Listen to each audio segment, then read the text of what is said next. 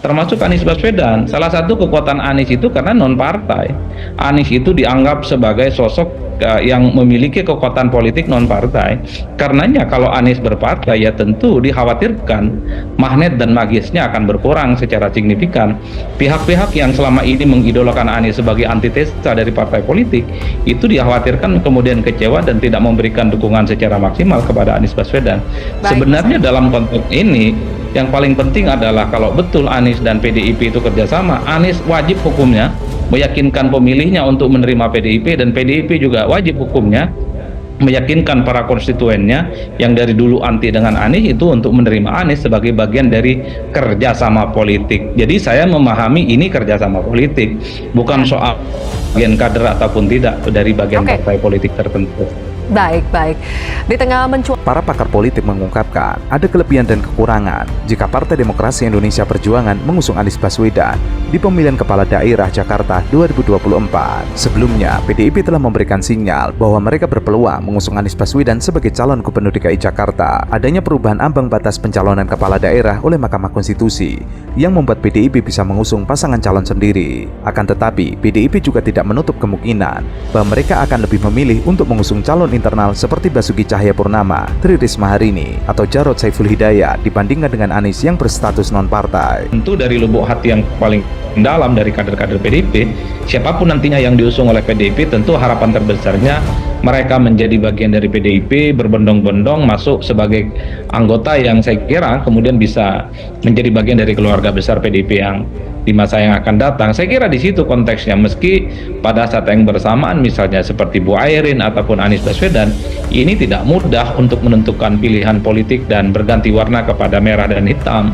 karena per hari ini sekalipun Airin itu diusung oleh PDIP, nyatanya Golkar tidak tertarik untuk memecat Airin karena apapun judulnya, Banten itu adalah kandangnya Golkar yang saya kira memang salah satu kekuatan terbesarnya terletak pada keluarga besarnya Airin. Kalau tidak salah, Bu Airin ini kan terah politiknya cukup menggurita di Banten ya. Bahkan hari ini ketua DPD Golkar Banten itu adalah iparnya Bu Airin. Sebelumnya adalah Bu Atut sebagai mantan gubernur yang juga berasal dari Golkar. Di kabupaten kota di hampir seluruh provinsi di Banten ini juga berasal dari keluarganya Bu Airin ya. Memang agak rumit karena ini bukan hanya soal menyangkut Airin, tapi menyangkut keluarga besar Bu Airin yang memang secara ideologis dan turun-temurun sudah jadi kuning. Di Tangerang Selatan kita tahu Pilar Saga Ihsan itu adalah saudaranya Airin juga kan ya. Kelebihan mengusung Anies Baswedan di Pilkada Jakarta adalah peluang untuk meraih kemenangan yang lebih tinggi bagi PDIP karena Anies memiliki elektabilitas yang lebih kuat dibandingkan dengan kader-kader PDIP lainnya. Dengan memanfaatkan popularitas dan daya tarik Anies yang sudah terbukti di beberapa survei, PDIP bisa meningkatkan perolehan suara dan memperkuat posisinya di Jakarta. Selain kelebihannya, ada juga kekurangan yang mungkin dihadapi jika Anies Baswedan diusung oleh PDIP. Ada hambatan besar karena Anies dianggap mewakili arus ideologis yang berbeda dengan PDIP, menandakan bahwa nilai-nilai atau pandangan politik Anies mungkin tidak sejalan dengan ideologi yang dianut oleh PDIP. Akibatnya, akan sulit untuk mengajak basis pendukung atau konstituen PDIP agar mau memilih Anies sebagai calon mereka. Karena Anies tidak berpartai, toh ini bentuk kerjasama antara PDIP dan Anies. Dalam banyak hal karena sifatnya kerjasama, saya kira PDIP tak punya dosa apapun.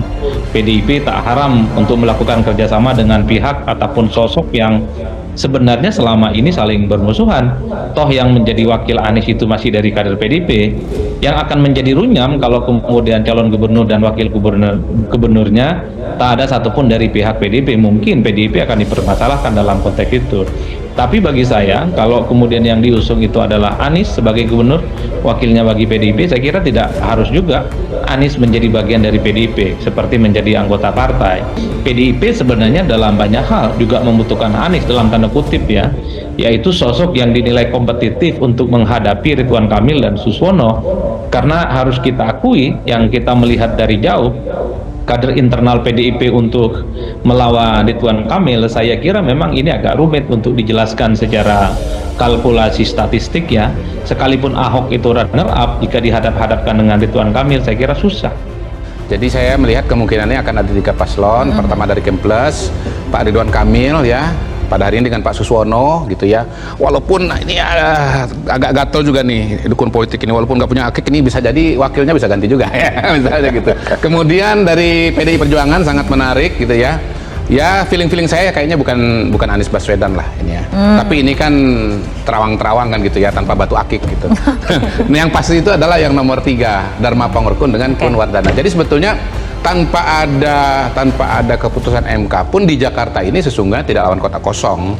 Ya, tanpa ada keputusan dari MK sebetulnya sudah ada 2 paslon. Tetapi dengan adanya keputusan MK bertambahlah 1 paslon lagi yang yang PDI Perjuangan, yang feeling saya kalau lihat pidatonya Bu Mega itu bukan Anies Baswedan. Pengamat politik Muhammad Kodari menyarankan agar sebaiknya PDIP tidak mencalonkan Anies Baswedan dalam Pilkada Jakarta 2024. Hal itu ia sampaikan usai Mahkamah Konstitusi mengeluarkan putusan terkait ambang batas parpol untuk pencalonan kepala daerah. Ia beralasan Anies Baswedan bukan kader dari partai berlambang bandeng tersebut. Sementara di sisi lain banyak kader potensial dimiliki PDIP. Ia berharap jangan Anies Baswedan, harusnya Basuki Cahayapurnama. Sementara itu, politisi PDIP Masinton Pasaribu mengatakan Anies merupakan aspirasi dari akar bawah simpatisan Partai Demokrasi Indonesia. Terlebih, PDIP bisa maju sendiri untuk mengusung Anies Baswedan di Pilkada DKI Jakarta karena memiliki suara 15% dari 7,5% yang dibutuhkan. Oke. Doa saya mudah-mudahan Masinton Pasaribu. Lu iya dong, dapilnya kan Jakarta. Mas Inton Iya. ini harus menjawab pertanyaan ataupun rasa penasaran semua orang nih. Siapa calon yang akan diusung oleh PDIP, terutama untuk Pilkada Jakarta? Ya, kalau yang beredar dan juga di bawah itu ya pernah diusulkan dari DPD DKI Jakarta, selain kader internal ada Pak Basuki Cahayapurnama, kemudian ada Bu Risma, ada nama Pak Andika, dari eksternal itu ada Pak Anies Baswedan.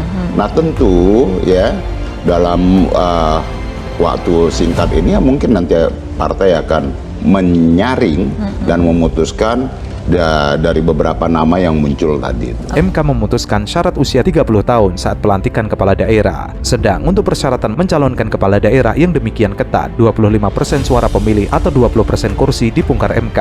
Dalam sejumlah pilkada ada tren semua parpol dikondisikan apapun alasannya untuk mendukung satu pasangan calon. Pengkondisian bisa dilakukan dengan menggunakan instrumen hukum atau bisa juga dengan konsensi kekuasaan. Untuk Pilkada Jakarta misalnya, 12 partai politik terkondisikan untuk mendukung hanya satu pasangan calon, Ridwan Kamil dan Suswono. Partai terakhir adalah Partai Kebangkitan Bangsa yang salah satu pengurus terasnya mengatakan PKB ikut Gerindra untuk Pilkada Jakarta. Oke, kansnya akan seperti apa antara kemudian kader dari internal atau mix kader internal dan juga eksternal? PDI partai kader, PDI partai kader, PDI.